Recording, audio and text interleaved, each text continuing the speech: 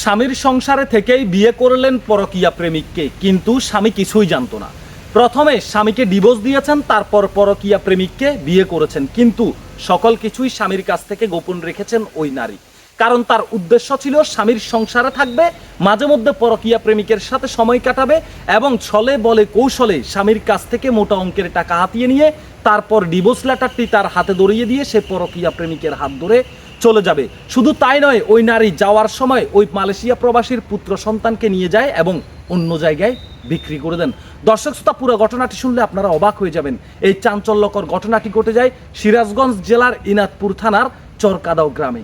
স্ক্রিনে যে নারীটাকে দেখতে পাচ্ছেন, এই নারীটির নাম হচ্ছে রাবেয়া, আর এই পাশে যে ব্যক্তিকে দেখতে পাচ্ছেন ওনার নাম হচ্ছে স্বামী শাহিন আলম। উনি একজন মালয়েশিয়া প্রবাসী।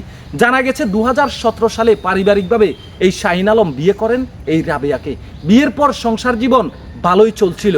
এর ভিতরে 2018 সালে জীবিকার তাগিদে মালয়েশিয়া প্রবাসে পাড়ি জমান এই শাহিন আলম। মালয়েশিয়া প্রবাসে পাড়ি জমানোর পর শুনতে পান তার সংসারে একটি ফুটফুটে পুত্র সন্তান এসেছে। দর্শক শ্রোতা, তারপর মরিয়া হয়ে পড়েন দেশে ফিরে আসার জন্য পুত্র সন্তানের মুখখানা দেখতে, কিন্তু অর্থের জন্য আসতে পারেনি। তারপর 2022 সালে দর্শক শ্রোতা ওই মালয়েশিয়া প্রবাসী শাহিন আলম বাড়িতে ফিরে আসেন।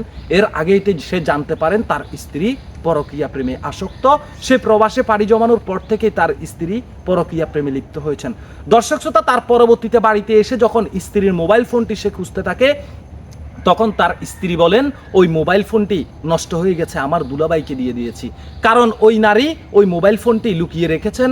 সে জানে ওই মোবাইল ফোনে তার পরকীয়া প্রেমিকের সাথে কথা বলার কিছু ডকুমেন্ট রয়ে গেছে, আর সেটি স্বামীর কাছ থেকে গোপন রাখার জন্য এমনটি করেছেন। তারপর সেই মালয়েশিয়া প্রবাসী তার স্ত্রী রাবেয়াকে আবারও একটি নতুন ফোন কিনে দেন এবং কি 2-3 মাস বাড়িতে থেকে সন্তানকে নিয়ে কিছুক্ষণ ছুটি করেই আবার মালয়েশিয়া প্রবাসে পাড়ি জমান। দর্শক শ্রোতা, মালয়েশিয়া প্রবাসে পাড়ি জমানোর পর থেকেই ওই মালয়েশিয়া প্রবাসী শাহিন আলমের স্ত্রী একটি মাস্টার প্ল্যান করেন যে সে ওই স্বামীকে ডিভোর্স দিয়ে পরকীয়া প্রেমিকের সাথে চলে যাবেন, এবং পরকীয়া প্রেমিকের সাথে এই বিষয়ে আলাপ করলে পরকীয়া প্রেমিক তাকে পরামর্শ দেন যে কিছু টাকা পয়সা তুমি স্বামীর সংসার থেকে নিয়ে আসো, যেন ব্যবসা বাণিজ্য করে আগামীতে আমরা ভালোভাবে চলতে পারি। দর্শক শ্রোতা, তারপর ওই শাহিন আলমের স্ত্রী এই রাবেয়া শাহিন আলমকে ডিভোর্স দিয়ে দেন, কিন্তু ডিভোর্স লেটারটি সে শাহিন আলমের কাছে পাঠায় না, সে তার নিজের কাছে রেখে দেন এবং কি সে ওই তার পরকীয়া প্রেমিককে বিয়ে করে ফেলেন। বিয়ের পর পরকীয়া প্রেমিকের সাথে মাঝে মধ্যে সময় কাটাতো, কিন্তু সে থাকতো স্বামীর সংসারে। কারণ তার উদ্দেশ্য ছিল স্বামীর কাছ থেকে মোটা অঙ্কের টাকা হাতিয়ে নেওয়া। যেমন চিন্তা তেমন কাজ। স্বামীকে বিভিন্ন প্রলোভন দেখিয়ে জায়গা ক্রয় করার কথা বলে তার নিজের পার্সোনাল অ্যাকাউন্টে স্বামীর কাছ থেকে টোটাল 12 লক্ষ টাকা আনায়। এর আগে থেকেই তার অ্যাকাউন্টে কিছু টাকা ছিল, আর বাকি 1 বছর তাকে ডিভোর্স দিয়ে পরকীয়া প্রেমিককে বিয়ে করার পর আরো 1 বছরের মধ্যে টোটাল মোট 12 লক্ষ টাকা ওই রাবেয়া তার নিজের অ্যাকাউন্টে আনান।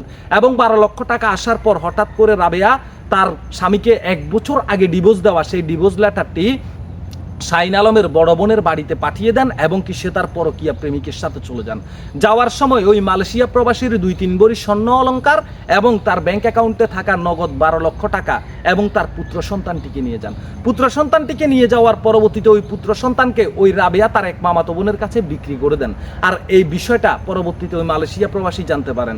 পরের দিন দেখতে পান তার স্ত্রী আর ঘরে নাই। পরিবার তাকে জানায় তোমার স্ত্রী বাড়ি থেকে চলে গেছে। তারপর ওই মালয়েশিয়া প্রবাসী ব্যাংকে কল করলে সে জানতে পারেন ব্যাংক অ্যাকাউন্ট থেকে নগদ 12 লক্ষ টাকা উত্তোলন করে নিয়ে যান ওই রাবেয়া।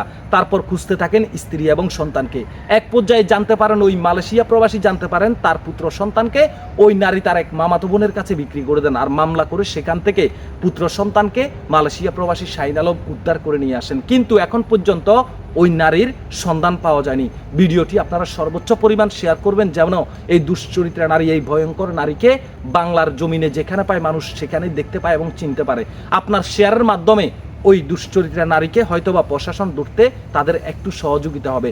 দর্শক শ্রোতা, শুধু তাই নয়, ওই নারী 1 বছর ওই মালয়েশিয়া প্রবাসীর সংসারে ছিল, পর পুরুষকে বিয়ে করে 1 বছর আগেই স্বামীকে ডিভোর্স দিয়েছেন, 1 বছর আগেই অন্য পুরুষকে বিয়ে করেছেন, কিন্তু সংসার করেছেন স্বামীর।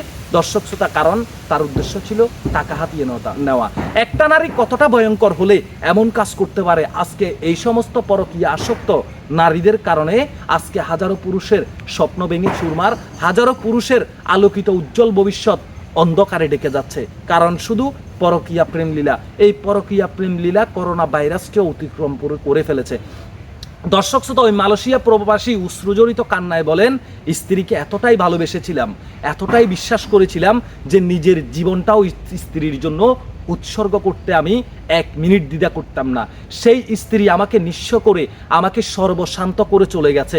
আমার সন্তান 10 মাস 10 দিন, যেই সন্তানকে আমার স্ত্রী গর্ভে ধারণ করেছিল, শুধুমাত্র পরকীয়া প্রেমিকের জন্য সেই সন্তানকেও অন্য জায়গায় বিক্রি করে দিয়েছে।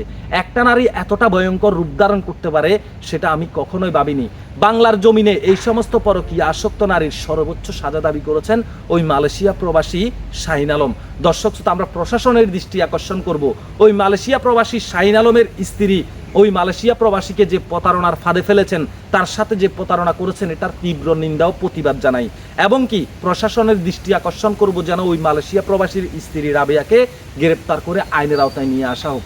এবং কি যেই সমস্ত পরকীয়া আসক্ত পুরুষরা অন্যান্য পুরুষের স্ত্রীকে নিয়ে পালিয়ে যায়, সেই সমস্ত ছেলেদের প্রতি একটা কথা বলতে চাই, আপনি আজকে অন্যের স্ত্রীকে নিয়ে চলে যাচ্ছেন, কালকে আপনার স্ত্রী অন্য কারো সাথে চলে যাবে, এটাই স্বাভাবিক। কিন্তু বাংলাদেশে একটা কথা আমি স্পষ্ট ভাষায় বলতে পারি, 70% নারী পরকীয়া আসক্ত।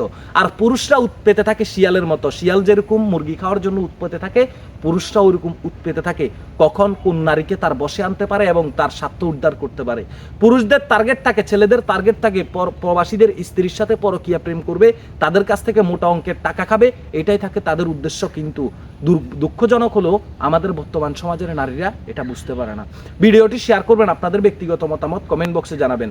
ভিডিওটি এমনভাবে শেয়ার করবেন আপনারা যেন এই নারী বাংলার জমিনে কোথায় লুকায়িত না থাকতে পারে।